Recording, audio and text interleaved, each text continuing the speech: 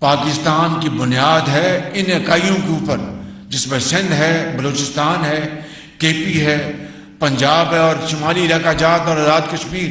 اگر ہم نے ان کو ترقی کی دوڑ میں شامل نہ کیا اور آنے بہانے ان کو پیچھے رکھا تو پھر قائد کا پاکستان کبھی شرمندہ تعبیر نہیں ہوگا۔ اس لیے میں آج یہاں پر میران کی وادیوں میں اور جو یہاں پر الحمدللہ یہ سندھ کی وادی جہاں پر بہت یہ پیروں اور فقیروں کی یہ وادی ہے، میدان ہے، میں یہاں پر یہ اعلان کرنا چاہتا ہوں کہ بطور وزیر اعظم پاکستان میرے نزدیک پاکستان کی ترقی وہی ہوگی جو محروم علاقوں کو آگے لے کے چلے گی۔ تو اس میں بلوچستان جو ہے وہ سر فہرست ہے، سندھ کے علاقے ہیں اور کے پی کے علاقے ہیں اور پنجاب کے علاقے ہیں۔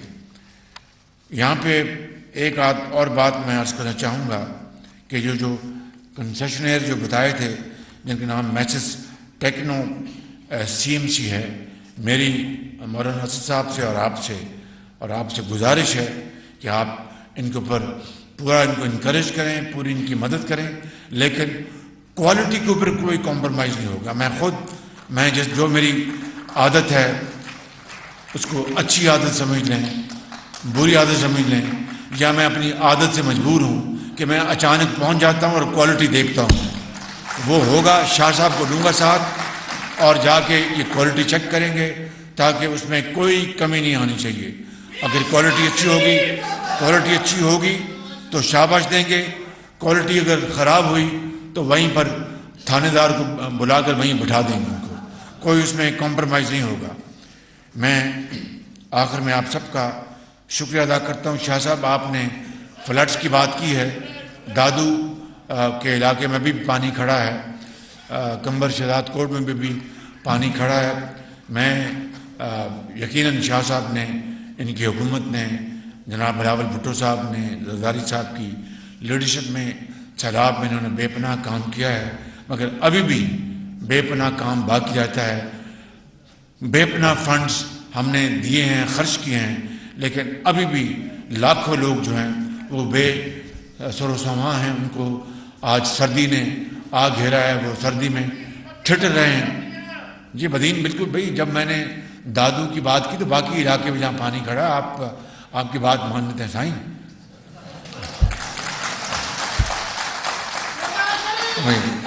سائیں اور بھائی بیٹھ رہے ہیں، سائیں تمام مانی مانی کھا دو تو بس ٹھیک، سٹھو کھا دو مانی سٹھو کھا دو نا بس ٹھیک۔ تو میں بھائی بیٹھ جاؤ۔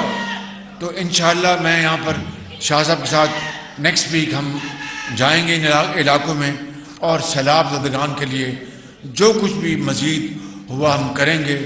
بہت مشکلات ہیں، بڑے چیلنجز ہیں، لیکن ہم اپنے ان بھائیوں اور بہنوں کو ہم اکیلا نہیں چھوڑیں گے، اور جو کچھ ہمارے بس میں ہوا اللہ تعالیٰ کے فضل و کرم سے انشاءاللہ ہم ان کی خدمت میں حاضر کریں گے، چاہے وہ ان کے گھروں کی تعمیر ہے یا دوسرے ان کے جو معاملات ہیں۔ ہم انشاءاللہ آخری جو ہمارے پاس وسائل کے پیسے ہیں وہ ان کے ہم قدموں میں نچھاور کریں گے۔ اللہ تعالیٰ سے ہم سب دست بدعا ہیں کہ پاکستان کو مشکلات سے نکالے، اور ہم مل کر پاکستان کی اس کشتی کو ہم بڑی تیزی کے ساتھ اس کو ہم کنارے پہ لگائیں گے، خوشحالی اور ترقی کے کنارے پہ۔ پاکستان اللہ تعالیٰ کی امانت ہے، ہم اس کو امین بن کر اس کی خدمت کریں گے۔ پاکستان قائد اعظم